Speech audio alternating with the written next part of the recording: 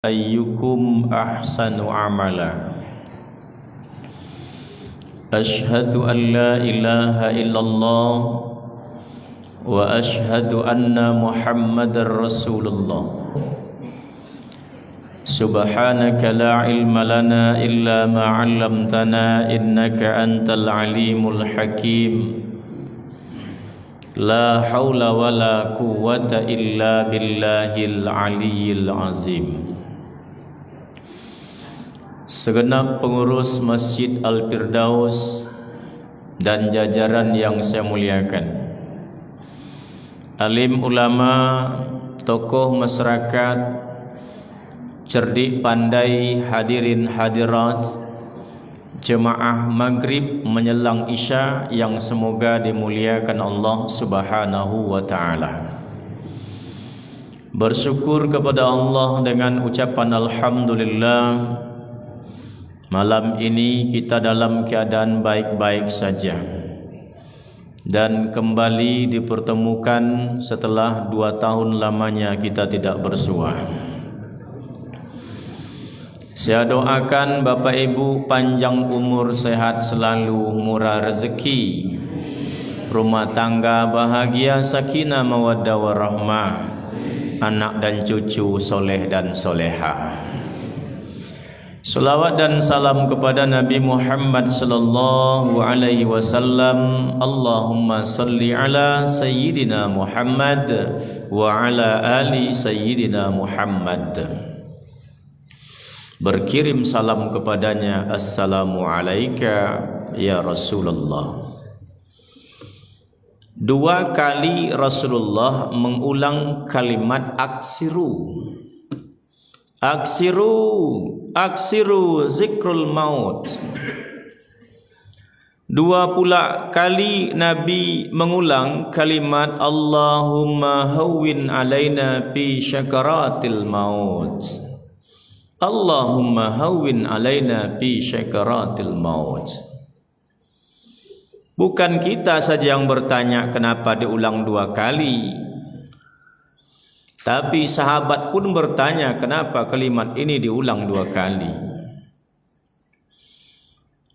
Perbanyaklah olehmu mengingat akan kematian. Orang yang ingat mati tidak akan melalaikan dan menunda taubatnya. Orang yang ingat mati maka dia akan meningkatkan kualitas amalnya. Dan orang yang ingat akan mati, dia tidak akan buang-buang waktu begitu saja. Mati itu sesuatu yang pasti. Sesuatu yang pasti, kenapa kita tidak siap-siap? Kalau saya besok pagi pasti dilantik menjadi kepala dinas, malam ini sudah dipersiapkan semuanya. Jasnya yang mana, dasinya yang mana, kupiahnya yang mana, sepatunya yang mana. Karena pasti rencananya besok akan dilantik. Tapi pastikah? Belum pasti. Sesuatu yang pasti menurut manusia begitu mantap persiapan kita. Tapi sesuatu yang pasti menurut Allah, terkadang banyak orang yang lalai dan terlena. Maka Allah ingatkan kepada kita, kullu nafsin za'iqatul maut. Setiap yang bernyawa itu mati. Dokter ngomong, kita percaya. Anggota DPR ngomong, kita percaya. Pemimpin ngomong, kita percaya. Allah ngomong, kenapa banyak yang ragu? Maka oleh sebab itu Nabi Muhammad SAW menyebutkan, Al-Kayyis, orang yang cerdas itu, mandana nafsahu, selalu melihat perubahan pada dirinya, selalu introspeksi diri, mana lagi yang kurang, mana lagi yang harus tambah, mana yang semakin berkurang, mana yang semakin habis. Selalu mengintrospeksi dirinya. Wa amila sholihan ba'dal maut, lalu mempersiapkan amal untuk setelah nanti dia mati. Kalau di sebelah masjid kita ini ada sungai besar dan sudah dipastikan kita akan menyeberang sungai itu. Kenapa? Satu, tak ada jalan lain. Yang kedua, kampung tempat tinggal kita ini tak boleh lagi ditempati. Kapan? Nanti, tapi pasti. Maka ada 3 kelompok manusia. Satu, yang otaknya cerdas, pemikirannya jauh ke depan. Apa yang dia persiapkan? Satu, dia siapkan alat untuk nyeberang, entah sampan, entah rakit, entah pelampung. Yang kedua, orang yang cerdas ini, dia juga persiapkan apa bekal kita nanti setelah sampai di seberang. Entah ada atau tidak mau dimakan, entah ada atau tidak mau diminum, entah ada atau tidak tempat kita berteduh, dipersiapkan sekarang. Wabtai fima atakallahu darul akhirah wala tansa nasibaka minad dunya. Mempersiapkan untuk akhirat itu di dunia, mempersiapkan dunia itu juga di dunia, mempersiapkan bekal untuk sampai ke seberang sana di sini. Tapi ada orang yang kedua, yang pemikirannya setengah panjang, setengah. Maka apa yang dipersiapkan? Cukup alat untuk menyeberang saja. Sampan sudah, rakit ya cukup sampan aja. Untuk bekal nanti setelah sampai nanti gimana? Besok pula dipikir. Kan ada orang yang seperti itu, Pak. Yang penting selamat kita dulu sampai seberang. Sampai seberang tu apa nanti mau dibuat, situ pula kita pikir. Padahal Pak Bu yang sebelah kan sebaik-baik persiapan ialah sekarang kita persiapkan, karena di sana nanti entah bisa lagi mikir apa tidak, entah bisa kita berbuat entah tidak. Ini yang setengah panjang pikirannya. Yang ketiga ya Bapak, ada orang yang tidak punya pikiran. Udah pasti kita akan menyeberang, tapi tidak ada persiapan sama sekali. Pak, kita mau nyeberang tuh Pak, sampan dah dibuat, tidak ada. Rakit, tidak ada. Pelampung, tidak ada. Atau Bapak memang sudah mantap berenang, tidak pandai. Besok kalau nyeberang gimana? Mana tiba lah katanya. Ini banyak orang hari ini Pak. Dia yakin bahwa dia pasti mati, dia yakin pasti dia akan dikubur, dia percaya ada siksa kubur, tapi tak ada persiapan sama sekali. Ditanya orang, ya mana tiba je lah. Itu tidak tugas kita lagi tu. Nah, mau dikubur orang, mayat kita besok mau tidak tugas kita lagi tu. Ibu bapak yang saya muliakan, mati bukan akhir dari segalanya. Mati awal untuk mempertanggungjawabkan segala yang kita lakukan ketika kita masih hidup. Nah, ibu bapak yang saya muliakan, wa amila solihan ba'dal maut. Orang yang cerdas itu mempersiapkan segala-galanya ketika dia masih hidup itu. Kapan kita mati ya Rasulullah? Kapan kiamat itu terjadi ya Rasul? Tidak penting kau tahu kapan waktunya kata Rasul. Yang penting apa kau persiapkan untuk menghadapi kematian itu. Nabi Yakub alaihissalam bertemu dengan malaikat Israel. Ini Nabi Yakub. Kalau kita mudah-mudahan tidak usahlah ketemu Pak. Ketika bertemu terjadi dialog. Akhir dari dialognya, wahai Israel, nanti kira-kira kalau ajalku sudah dekat, tolong beri informasi. Kirimlah utusan ke saya biar saya siap-siap. Maunya kita kan juga seperti itu Pak. 2 tahun kita mau mati, datang Israel. Ustadz Samsul Rijal, ya jatah tinggal 2 tahun lagi nih. Mobil ada dijual, disedekahkan. Rumah ada dijual, bangun yayasan anak yatim, panti asuhan. Tabungan ada, dibagi-bagikan ke fakir miskin. 2 tahun lagi nih. Setiap malam tahajud, pagi duha, baca Quran, tidak pernah putus. Senin Kamis puasa, cakap yang elok-elok saja. Pokoknya ibadah sepanjang 2 tahun itu. Kalau tahu. Tapi Israel menyanggupi, iya. Nanti akan saya kirim nanti utusan saya untuk memberitahukan jika ajalmu sudah hampir mendekat. Tenanglah hati Nabi Yakub. Waktu berlalu, musim berganti, tibalah saatnya Israel datang menemui Nabi Yakub alaihissalam. Assalamualaikum wahai Yakub. Ya, Waalaikumsalam. Aku datang untuk menjemputmu sekarang juga. Kaget Nabi Yakub, muncul amarahnya. Kenapa? Dulu kan sudah berjanji engkau kirim utusan informasi kepadaku biar aku siap-siap. Sekarang tak ada kau kirim utusan satupun. Oh, kata malaikat Israel, sudah 4 ku kirim utusan kepadamu. Sudah 4 kali ku kirim utusan memberitahu bahwa ajalmu sudah dekat. Mana dia? Tuh yang di kepalamu. Bukankah rambutmu sudah memutih? Iya, kata Nabi Yakub, itu utusanku. Pertanda aku tak lama lagi akan menjemputmu. Jangan dikicau pula Pak, malaikat Israel tu dicat pula hitam biar tak tahu malaikat Israel. Ndak. Tahu dia Pak. Ibu-ibu yang belakang ni sudah ada yang beruban rambutnya ni. Alhamdulillah, belum Bu ya, belum. Ini baru 1 Pak. Kalau sudah yang 1 ini Bapak yang semuliakan, berarti persiapkan wa amila solihan ba'dal maut. Jangan main-main lagi Bapak yang saya muliakan. Orang yang sakit bertahun-tahun, apakah dia lebih duluan meninggal dari kita? Belum tentu. Orang yang ototnya besar, mengangkat 60 kilo sebelah tangan Pak, apakah lebih panjang umur dari kita? Juga belum tentu.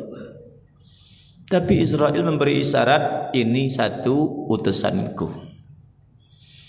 Yang kedua kata dia, aku sudah kirim kepadamu penyakit. Itu utusanku. Kata Nabi Yakub, aku tidak sakit. Bukan itu maksudnya, kata Israel. Bukankah tubuhmu sudah melemah dibanding dengan dulu? Dulu jangankan maraton 10 kilo Pak Bu yang saya muliakan, berlari tanpa henti pun setengah hari tak masalah.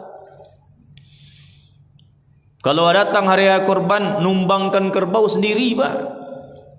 Itu kuat tenaganya. Sekarang di usia yang di atas 60 itu, jangankan numbangkan kerbau Pak, anak ayam lewat di bawah buntut tidak bisa nangkapnya Pak. Bukankah tubuhmu sudah melemah? Itu utusanku. Kalaulah mulai Pak Bu, tidur terlalu banyak tak enak, tidur kurang juga tak enak, makan terlalu banyak tak enak, makan sedikit juga tak enak, baring lama sakit kepala, duduk lama sakit pinggang, berdiri lama sakit tengkuk. Utusan kedua sudah sampai Pak.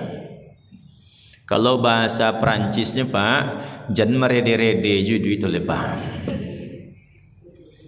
Elok-elok la wa amila solihan ba'dal maut. Yang ketiga, telah kukirim kepadamu si buta. Bukankah matamu itu sudah buta? Tidak, kata Yakub. Bukan itu maksudnya wahai Yakub. Bukankah penglihatanmu sudah banyak berkurang? Dulu terang benderang. Jangankan pohon kayu Pak Bu, benang saja dari jauh jelas warnanya. Sekarang Pak Bu yang semuliakan, bini awak je bini orang sama bentuknya Pak. Lah salah pandang Pak. Ada di YouTube tuh giring di jalan berdua sama perempuan, tempeleng dari belakang. Tengok rupa ndak suaminya rupanya Pak. Lah salah tengok Pak. Kalau macam ini Pak Bu yang semuliakan, Israel sudah kirim utusannya. Yang keempat, aku telah kirim kepadamu si tuli. Bukankah telingamu sudah mulai peka? Tidak, kata Yakub. Bukan itu. Bukankah kau telah banyak salah dengar? Iyo, kata Yakub. Suami lagi asik bekerja di kebun, datang cucunya. Atuk, yo, nenek minta serai. Pulang atuk. Ngamuk-ngamuk sampai di rumah. Waktu tu lagi kau minta corai lah katanya. Coba. Lah salah dengar Pak. Mama kemana Ma? Mau ke depan sebentar nak. Nanti tolong belikan martabak Mesir ya Ma. Ayolah. Pulang apa ini bawanya Pak? Gerobak pasir Pak. Lah salah dengar. Israel sudah mulai datang. Apa yang perlu kita persiapkan ini Bapak? Dua. Satu, persiapan untuk menghadapi syakaratul maut. Yang kedua, persiapan setelah maut. Kenapa ya Bapak yang semuliakan? Sahabat bertanya, ya Rasul, kenapa engkau ulang 2 kali kalimat itu ya Rasul? Allahumma hawwin alaina fi syakaratil maut. Allahumma hawwin alaina fi syakaratil maut. Ya Allah, bantu saya, permudah menghadapi syakaratul maut. Bantu kami ya Allah. Dijawab oleh Rasulullah, syakaratul maut itu sangat dahsyat sekali. Seperti apa ya Rasulullah? Kata sahabat, ada 3 hal kata Rasul.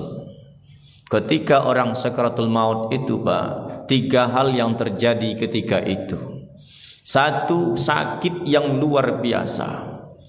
Seperti apa sakitnya? Seperti ditusuk, dibacok 300 kali bacokan pakai pedang. 300 kali. Jangankan pakai pedang Pak, pakai jarum suntik saja banyak yang merengek Pak. Jarum suntik saja kesakitan. Yang kita perlukan apa? Biusnya. Sebesar apapun jarum suntiknya, biusnya kita perlu agar sakit tidak terasa. Yang kedua, kata Nabi Muhammad SAW, kita berada di alam bawah sadar. Mata memang melihat sepertinya, tapi kita berada di alam bawah sadar. Bagaimana cara membimbingnya? Lakinu mautakum bi kalimatil la ilaha illallah. Ajari orang yang mau meninggal dunia itu kalimat la ilaha illallah. Dia berada di alam bawah sadar. Yang ketiga yang paling dahsyat, apa kata Rasulullah? 2 syaitan datang mendampingi orang sakratul maut itu untuk menyesatkan orang itu. Sakit yang luar biasa. Berada di alam bawah sadar. Syaitan datang untuk menyesatkan kita. Ini makanya Rasulullah minta mudahkan kata Rasulullah. Nah kalau demikian Pak Bu yang semuliakan, kita butuh obatnya. Apa yang kita butuhkan? Amalan agar mudah menghadapi syakaratul maut itu. Biar sajalah disuntik, tapi kita tak merasakan. Nah apa amalan ibu apa yang semuliakan? 1, ada amalan kaki, karena Israel pertama sekali ingin cabut nyawa seseorang itu dari kaki. Diantisipasi kaki. Apa amalannya? Wa kasratul khata ilal masajid. Perbanyak kaki ini melangkah menuju ke masjid. Jangan perbanyak kaki itu melangkah ke pantai Cerocok Pak Bu yang saya muliakan. Besok akan dicek tuh jejak kaki kita itu. Al-yawma nahtimu ala afwahihim wa tukallimuna aydihim wa tashhadu arjuluhum bima kanu. Coba. Di Masjid Firdaus nampak jejak kaki ibu itu. Wah, ini banyak nih. Lihat pula di masjid sebelah sana Rahmatullah, ada pula jejak kakinya. Dia lihat pula di Masjid Masitoh, ada pula jejak kakinya. Ini bagus. Tapi ada ibu itu jejak kaki di masjid tidak banyak. Umur lama berapa? 70 tahun. Jejak kaki di masjid sedikit. Tentu dicek kemana pergi Pak. Rupanya banyak jejak kakinya di Pulau Cinta. Situ ketemunya. Suka berjojang ibu ni rupanya, Pak. Maka ketika Israel datang ke kakinya, ada orang yang matinya, Pak, kaki terkangkang. Diikat, disatukan, tak mau. Ada indikasi roh itu dipaksa keluar dari kaki. Tapi kaki yang punya amal, hei Israel, kau tak bisa cabut nyawa dari kakiku ini. Kenapa? Kakiku ini banyak melangkah menuju ke masjid. Kalau jauh hotel bapak ibu dari Masjidil Haram itu ketika umrah, alhamdulillah. Jangan mengeluh. Kenapa? Langkah kanan menghapus dosa, langkah kiri nambah pahala. Semakin jauh tempat tinggal kita dari masjid itu, semakin banyak fadilah yang kita dapatkan. Bapak orang kaya, ibu orang kaya, jangan pula bangga dapat hotel paling dekat dekat masjid. Kami kalau umrah tu, hotel kami dekat pintu masjid, turun dari hotel tu sampai ke pelataran masjid. Mana Pak Bu langkah banyak ke masjidnya dapat? Kita tidak berupaya, tak ada upaya sedikit pun untuk banyak melangkah menuju ke masjid. Lip jalan sampai. Dari asar pulang lagi ke rumah, maghrib datang lagi, maghrib pulang lagi, isya datang lagi. Kenapa? Terlalu dekat. Tapi orang kan bangga dia kalau dapat hotel dekat itu, ibu apa? Nah, ibu apa yang saya muliakan? Israel naik ke tangan, Pak. Ingin memaksa roh itu keluar dari tangan. Kan ada orang mati tangannya langsung kaku, tak bisa dilipat. Padahal matinya baru berapa jam saja, tak mau lagi dilipat. Ada indikasi roh itu dipaksa keluar dari situ. Tangan yang banyak amal ni, bapak ibu yang banyak amal rajin ke masjid ni, ngomong dia, hei Israel, tanganku ini banyak amal, tangan yang suka sedekah. Tanganku ini tangan yang suka bersilaturahmi. Makanya bapak ibu jangan berat-berat pula bersalaman dengan orang kiri kanan muka belakang kita, Pak. Bersalaman itu namanya musafahat. Ma min muslimai yaltaqiyani fayatasafahani illa ghufira lahuma qabla ay tafarraqa. Genggam tangannya, dia genggam tangan bapak, lihat wajahnya, dia lihat wajah bapak. Dosa berguguran di antara mereka berdua itu. Genggam tangannya tu, Pak. Tak tempel, Pak. Mata ke mana pula? Genggam tangannya Rasulullah, genggam tangan sahabat. Dia tak melepaskan tangan sahabat sebelum sahabat itu yang melepaskan genggamannya.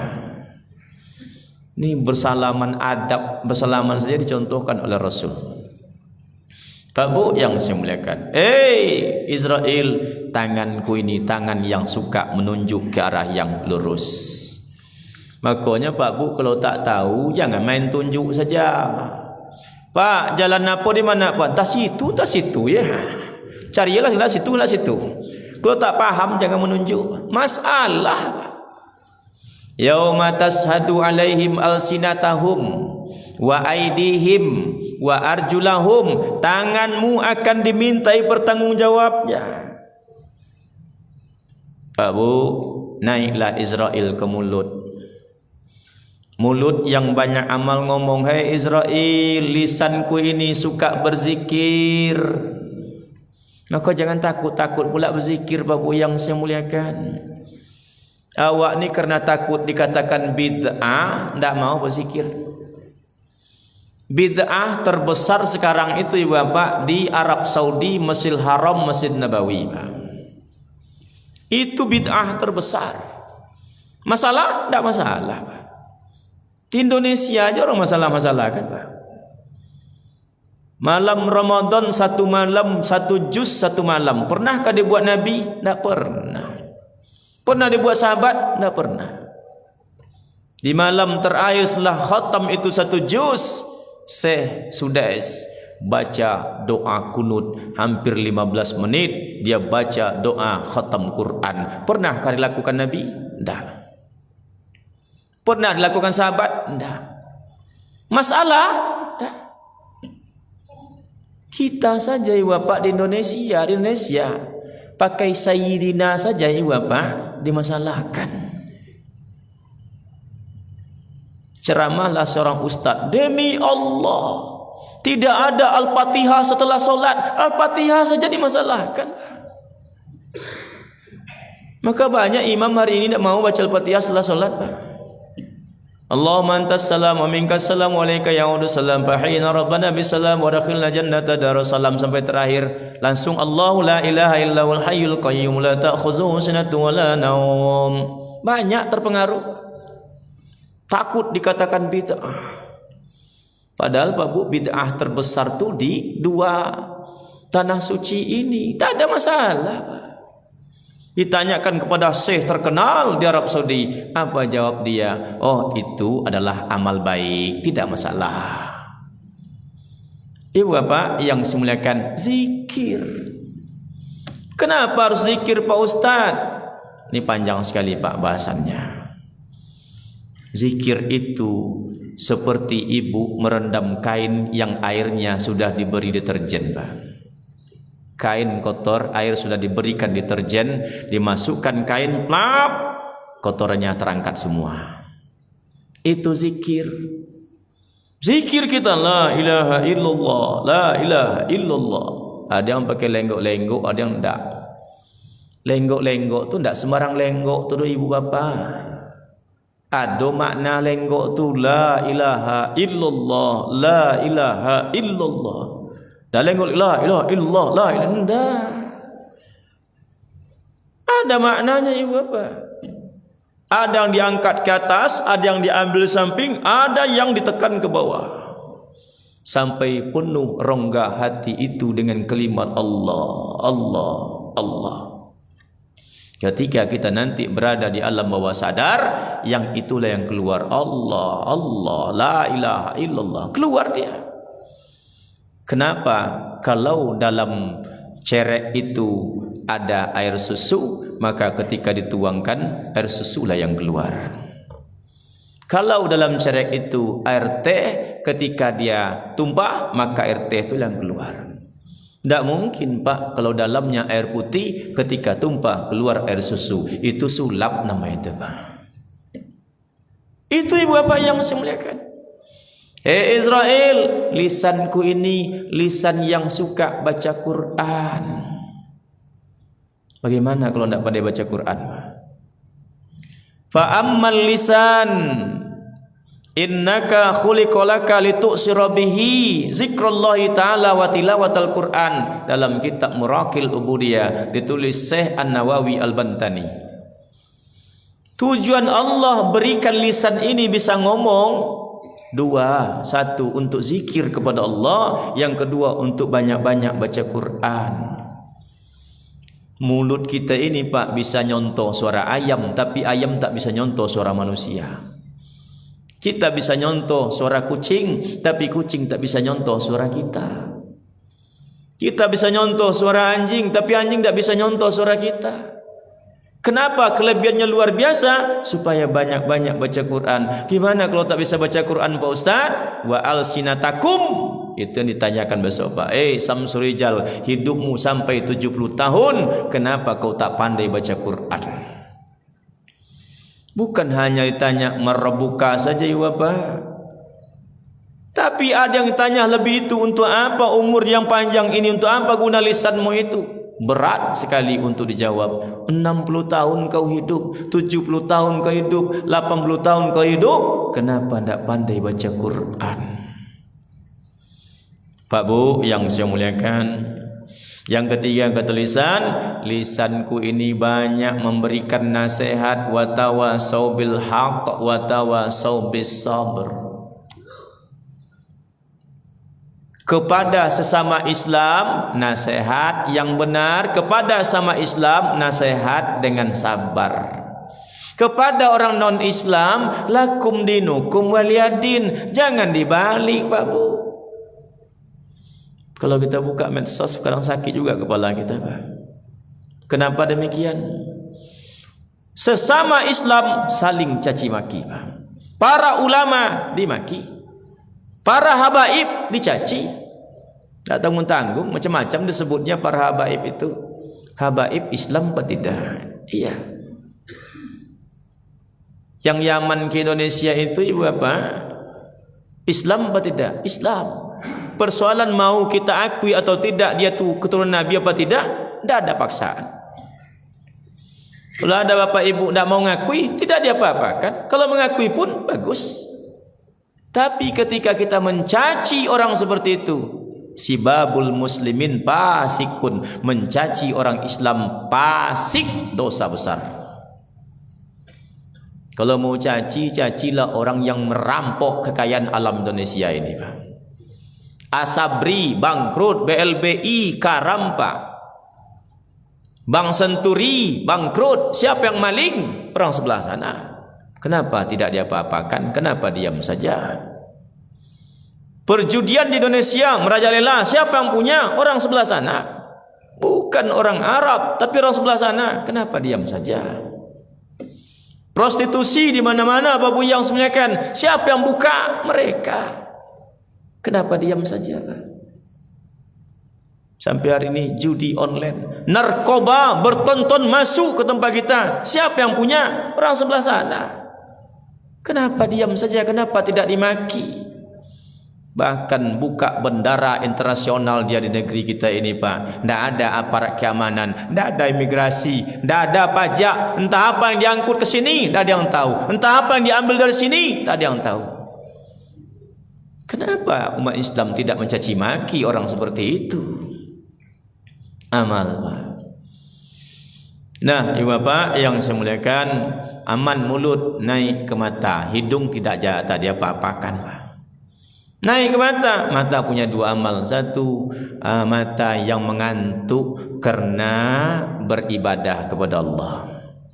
Kalau ada bapak ibu yang ngantuk ketika ustaz ceramah, tahan aja lah, Pak. Ini jadi saksi besok ketika Israel mau cabut nyawa di mata itu. Israel tak bisa cabut dulu, aku ngantuk-ngantuk mendengarkan ceramah Ustaz Samsul Rijal ni, kata. Kalau ada bapak ibu besok yang ngantuk ketika solat tarawih, tahan aja lah, saksi. Ngapa ngantuk, Bu? Oh, tak tahan lupa imam panjang betul ayatnya. Ayat baca-baca yang tengah-tengah semua bacanya. Bukan ayat pendek dah, kata dia. Kalau itu aku pindah masjid lah ke mana? Mau pindah ke apa rencana ini, ke Masjid Toh ini. Sampai di Masjid Toh, Pak, rupa imam tu pindah pula ke situ malam tu. Itu juga imamnya, Pak. Pak Bu yang saya muliakan. Yang kedua, mataku ini menangis karena takut kepada Allah. Ya Allah, ampuni dosa saya, ya Allah. Banyak kesalahan saya dulu, ya Allah. Menetes air mata, saksi, Pak. Israel pindah ke telinga. Telinga punya dua amal. Satu, telinga yang suka mendengarkan bacaan Al-Quran. Tidak semua telinga, Pak Bu, yang suka mendengarkan bacaan Al-Quran. Mana buktinya, Pak Ustaz? Kadang waktu wirid ibu-ibu tu, ada yang ngaji depan belakang, cerita belakang tu. Tidak semua telinga, Pak. Telinga aku ini suka mendengarkan nasihat keagamaan. Selamat. Akhirnya Israel balik kepada Allah. Ya Allah, tak bisa aku cabut nyawa. Ngomong semua anggota tubuhnya Allah. Hei Israel, kata Allah, mudahnya itu. Gimana caranya Allah? Ada dua kebahagiaan orang-orang beriman itu. Kapan itu? Yang pertama ketika Idul Fitri, hari raya. Itu semua orang beriman gembira semua. Walaupun di rumah tidak banyak kue, bahkan tidak ada kue, tapi ketika Idul Fitri hatinya tetap gembira. Jangankan ketika Idul Fitri, Pak, sekarang saja kalau dengar kita, pas kita buka YouTube, muncullah kalimat takbir, la ilaha illallah wallahu akbar. Ditayangnya, Pak, kampung-kampung yang masih alami, jalan tanah, masak pakai tungku, menetes air mata. Terbayang awak waktu muda dulu, Pak, macamlah di kampung dulu. Padahal belum Idul Fitri. Yang kedua, kata Allah, paling gembira orang beriman itu ketika liqa'i ilahi rabbi, ketika bertemu dengan Tuhannya. Itu gembira yang luar biasa. Maka oleh sebab itu kata Allah, tulis namaku di tangan kananmu, lihatkan ke dia. Ketika tersenyum dia, tariklah rohnya melalui ubun-ubunnya dengan sangat perlahan, seperti menarik rambut dalam tepung.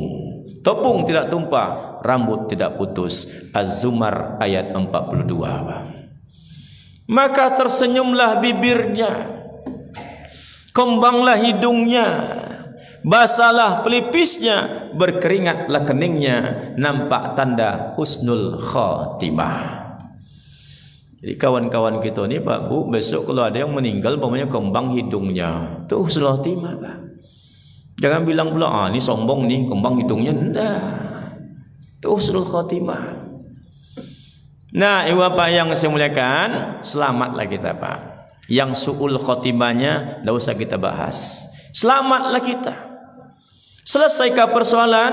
Innal mayyita ya'rifu may yu'siluhu wa may yahmiluhu wa may yudilluhu fi qabrihi. Ada sedih, ada gembira. Kenapa? Mayat itu tahu dia siapa orang yang hadir di rumahnya, siapa orang yang ikut memandikannya, siapa orang yang ikut mengapaninya, siapa orang yang ikut mengantarkan dan meletakkannya dalam kuburan. Tahu mayat Pak. Maka kesedihan terjadi. Kenapa? Yang mandikan orang lain, yang ngapani orang lain, yang nyolatkan orang lain, yang masukkan ke kuburan orang lain, anak yang dibangga-banggakan sukses di dunia, peras keringat kita bekerja siang malam, harta yang ada kita jual demi suksesnya anak kita. Pulang mereka semua cuma numpang meratap dan menangis saja Bang. Apa tak sedih mayat ketika itu? Padahal dia tahu ibu bapa yang saya muliakan. Maka kita yang melayat ketika itu, Rasul ajarkan kita beradab ketika melayat, yang hari ini banyak dilupakan orang. Satu, kata Rasulullah SAW dalam sebuah kitab saya baca, saya lupa nama kitabnya. Apa kata Rasulullah? Iza dakhalta fil bait indahul marid wal mayit. Kalau engkau masuk ke sebuah rumah, kata Rasul, di dalamnya itu ada orang sakit atau ada mayat yang lagi terbaring, fal yaqra indahu surat Yasin, bacakan di sisinya surah Yasin. Diperintah oleh Rasul.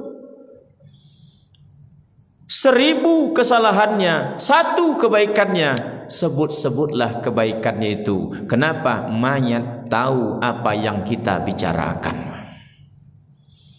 Jangan nelpon-nelpon pula dekat telinga mayat tu ibu. Halo, ya, adi maki ni kau mayat ada rumah kau ha. Jangan nelpon-nelpon pula ibu apa. Dia tahu apa yang kita bicarakan. Nah, maka oleh sebab itu Bapak yang saya muliakan, ini perintah Rasulullah. Baca Yasin. Tak pandai Pak Ustaz, doakan. Tak pandai Pak Ustaz, zikir saja lah Pak. Tak bisa juga zikir, ontok aja lah Pak. Jangan menceritakan yang lain-lain ya Bapak yang saya muliakan. Nah, apalagi Bapak yang saya muliakan, jangan kita tertawa tertiwi.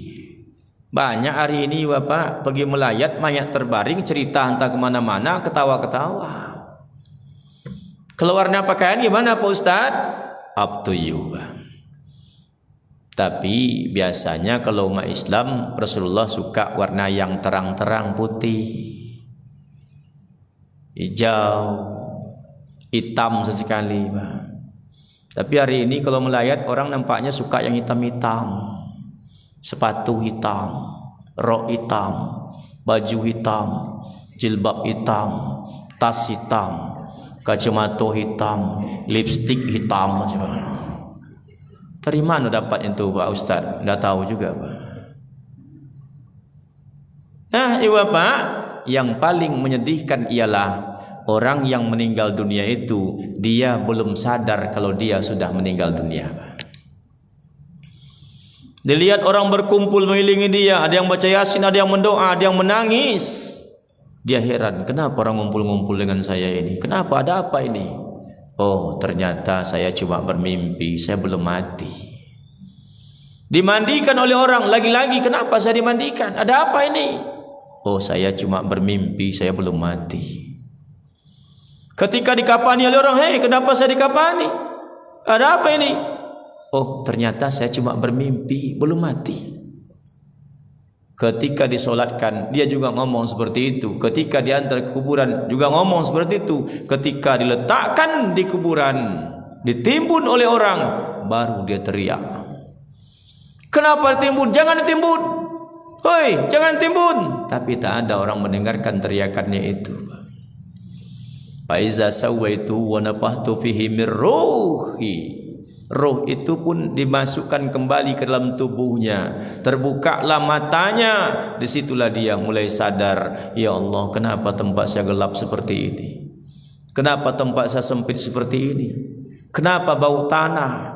Kenapa baju saya ini beda dengan yang lain yang biasa saya pakai?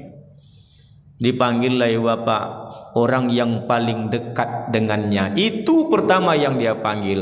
Biasanya suami panggil istri. Kecuali suami sama istri waktu hidup berkelahi terus, pak, itu tidak dipanggil. Kena ada pula suami istri kelahi terus. Tiap malam pulang kerja kelahi, pak. Tapi herannya kita, tiap malam kelahi, tiap tahun lahir anaknya, gimana caranya? Itu pula yang heran kita itu. Pak Bu yang saya muliakan, dipanggillah istri, tak ada jawaban. Panggillah anak kesayangan, tak ada jawaban. Yang ketiga, dia panggil kawan akrabnya. Yang biasa-biasa duduk seperti ini, Pak, yang kita bercerita-cerita, itu dipanggil. Baru pemanasan nih, Pak, belum. Dah habis waktu ini. Nah, ibu bapak yang saya muliakan, tak ada jawaban, Pak. Lidah yang mulai keluh itulah pertama sekali dia mulai menyebut ya Allah. Baru menyebut Allah, Pak. Kenapa? Di mana saya sekarang ini ya Allah? Biasa ya bapak, kalau orang kehujanan, dua yang dia cari, satu payung, yang kedua tempat berteduh. Orang kalau sudah masuk di alam barzah, di alam kubur, baru dia teringat segala-galanya. Kalau sudah jatuh ke dalam parit, rumput pun dijadikan tempat bergantung. Begitu dahsyatnya huru-hara yang terjadi dalam barzah itu, Pak. Maka bapak yang saya muliakan, Siti Aisyah belum genap 20 tahun umurnya, ditinggal mati oleh Rasulullah sallallahu alaihi wasallam. Sampai mati Siti Aisyah tidak mau menikah lagi. Kenapa? Dia ingin dipanggil oleh Rasulullah dan dia juga ingin manggil nama Rasulullah. Beda dengan ibu-ibu hari ini, ada yang usia 72 tahun masih nikah juga dengan usia anak bujang 18 tahun, Pak. 2 hari kan mati masih nikah, ya, Pak. Nah, ibu bapak yang saya muliakan, secara ringkas saya sampaikan, begitu di alam barzah, 5 hal yang membuat mayat itu menangis tak henti-henti. 1, laula akhortani ila ajalin qarib fa saddaqa. Kenapa saya dulu tidak mau bersedekah? Jamu itu pahit, tapi kalau kita tahu minum jamu yang pahit itu besok pagi kita segar, kita paksakan untuk minumnya. Berimpak sedekah itu berat, tapi kalau kita tahu itu besok yang pertama menyambut kita di alam barzah, kita akan bersusah payah untuk bersedekah itu, Pak. Begitu muncul kita di alam barzah, itulah yang pertama sekali menyambut kehadiran kita. Berapa banyak, Pak Ustaz? Berapa banyak kita berikan sedekah itu? Ada anak yatim, ada fakir miskin, ada kaum duafa, ada pembangunan masjid, ada untuk guru MDA. Begitu kita masuk ke alam barzah, disambut kita, tala'al badru alaina. Wah, senangnya, Pak. Yang kedua, bapak yang saya muliakan, lau kunna nasmi'u au na'kilu ma kunna fi ashabis sa'ir. Orang yang tidak mau belajar serius agama ketika masih hidup nih, Pak, menangis di alam barzah. Maka tidak boleh tidak serius, Pak. Jangan jadikan umur kita yang sudah tua ini sebagai alasan tidak mau lagi belajar Al-Quran. Awak dah tua, Pak Ustaz, malu. Jangan, Bapak yang saya muliakan. Yang ketiga, Apa menyebab mayat itu menangis dalam barzah? Rabbirji'uni la'alli a'malu shalihan ma taraktu. Yang banyak-banyak buang waktu. Banyak-banyak buang waktu. Ada kesempatan untuk amal soleh tapi tak dilakukan. Nangis. Yang ketiga, yang keempat, Bapak yang saya muliakan, kenapa tidak saya lunasi utang saya dulu padahal cuma sedikit. Rupanya utang walaupun cuma sedikit, man mata wa bari'um min salasatil jannah, terhalang tak boleh masuk surga hatta yukdo anhu, sampai utang itu dilunasi. Nah, coba pick back kita ke belakang Babu. Ado ndak dulu waktu sekolah kita masuk kantin makan bakwan 3 bayar 2, Pak. Nah, ingat tu Pak. Mana tahu aduh. Terakhir Babu yang saya muliakan, sampai sini dulu kaji kita ini. Kalau masih ada waktu panjang umur sehat badan bertemu, kita besok kita lanjutkan huru-hara yang terjadi dalam alam barzah. Yang kelima, apa yang membuat mayat menangis dalam kubur? Ya Allah, kenapa saya mutus hubungan silaturahmi? Ini Pak. Wa man qata'u qata'tu, siapa yang memutuskan silaturahmi, putus rahmat Allah kepadanya. Terang nampak jalan ke neraka, gelap nampak jalan ke surga. Kenapa tak menangis, Pak? Apa penyebabnya? Rumah 3 peta. Apa penyebabnya? Tanah sebidang. Putus silaturahmi. Padahal berapa lama kita bisa tersenyum dengan adik, abang, kakak kita di dunia ini? Berapa kali cuma kita bertemu setahun gembira, makan bersama, duduk bersama. Begitu masuk ke alam barzah, ribuan tahun tak ada satupun orang tersenyum kepada kita. Maka Bapak yang saya muliakan, persiapkan 2 hal itu, karena pasti akan kita temui 2 hal itu. 1, sakratul maut. Yang kedua yaitu kematian dan amal setelah kematian itu. Semoga ada manfaatnya untuk kita semua. Lebih dan kurang saya mohon beri maaf. Subhanakallahumma wa bihamdika asyhadu an la ilaha illa anta astaghfiruka wa atubu ilaik. Walhamdulillahirabbil alamin. Wassalamualaikum warahmatullahi wabarakatuh.